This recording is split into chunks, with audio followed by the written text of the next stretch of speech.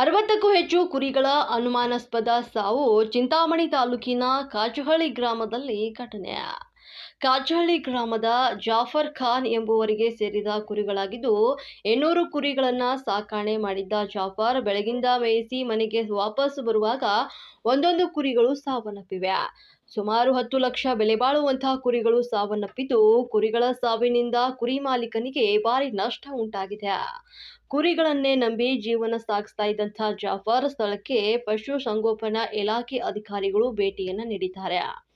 3 ಲಕ್ಷ ರೂಪಾಯಿ ಪರಿಹಾರ ಘೋಷಣೆ ಮಾಡಿದಂತಹ ಸಚಿವ ಡಾಕ್ಟರ್ ಎಂಸಿ ಸುಧಾಕರ್ ಮತ್ತು ಜಿಲ್ಲಾಧಿಕಾರಿ ಜಿ ಪ್ರಭು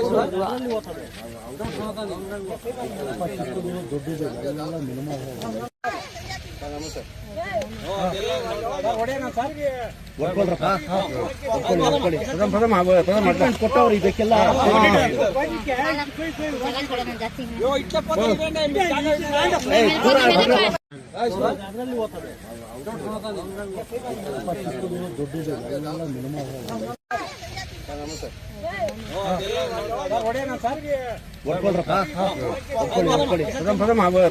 ಕೊಟ್ಟವ್ರು ಇದಕ್ಕೆಲ್ಲ